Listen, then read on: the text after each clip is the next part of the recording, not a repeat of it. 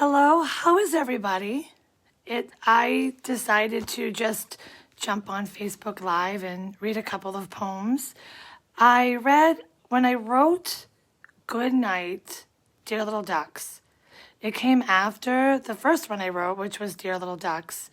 And Good Night, Dear Little Ducks, I haven't read on a Facebook Live, so I thought maybe this evening I would share both of the poems together.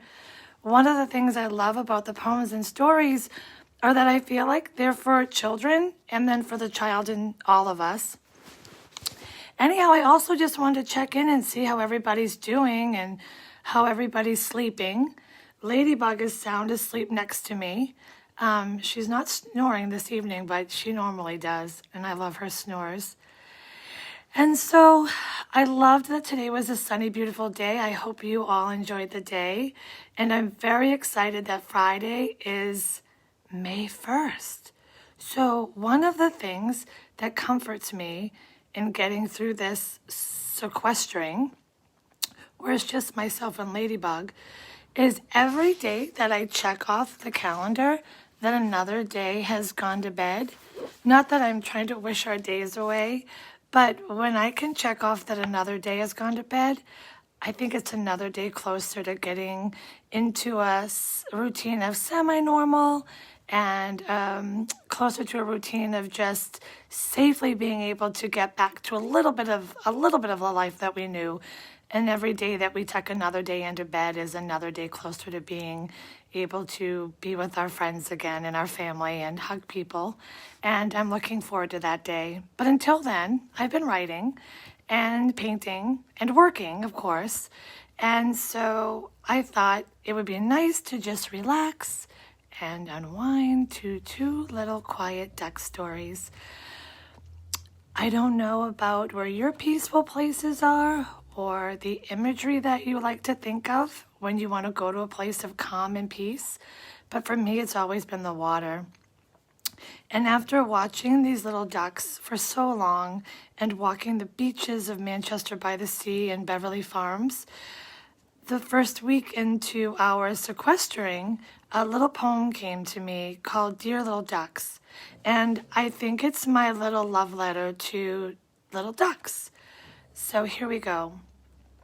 The first poem, Dear Little Ducks. Dear little ducks, here comes the moon, rising out of the waters like a hot air balloon. Dear little ducks, where do you sleep? Are you the same little ducks that I keep in my dreams when I'm falling fast asleep? Dear little ducks, where do you go when the sun falls asleep and the moon begins to glow? Dear little ducks, where do you sleep? Where do you lie? Will your mother be waiting with a lullaby? Dear little ducks, where do you go when our whole world feels like an undertow? Is there a loved one waiting to sing to you slow? If not, will you float with your head held high and sing your own lullaby? Dear little ducks, when I watch you float by, I shall let out a sigh and know that I too can sing my own lullaby. Dear little ducks, where do you go? Where do you sleep? Dear little ducks, I shall pray for you before my sleep, and my word I shall keep. Dear little ducks. Now, before I read Good Night, Dear Little Ducks, I think I forgot the first little opening to our poem, Dear Little Ducks. Did I read you? Dear little ducks, here comes the moon, rising out of the waters like a hot air balloon. I only say that because sometimes I am thinking about the other poem while I'm reading the first poem, even though I'm really enjoying the first poem too. So I hope you enjoyed that. To me, that story was when I was walking down the beach and it was our first week of being sequestered. It reminded me of when we are anxious at night or during the day for such unknown things that are taking place. And the fact that even if we're sequestered alone, like myself and Ladybug, we don't need anyone else to comfort us. We can comfort ourselves. And so asking the ducks if they sing their own lullaby was a way to say that we can have our own lullabies. We can read favorite poetry or favorite books and listen to music that makes us happy or comforted.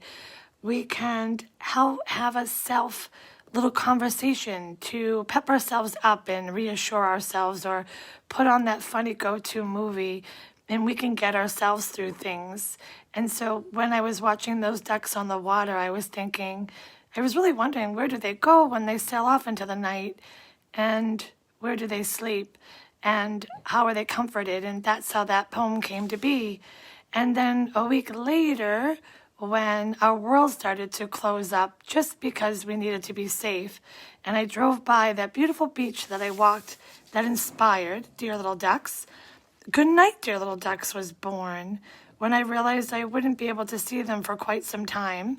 And I walked by and saw the big signs and all of the tape, making sure that we don't, go onto the beach. So here we go. Good night, dear little ducks. Good night, dear little ducks. I shall miss you so as you set sail each evening beneath the sunset's glow. Good night, little ducks. I'm in my home to stay. If you're looking for me, I'll be just a few waves away. Good night, dear little ducks. You sailed along my side whilst I was trying to expand my world with your waters wide.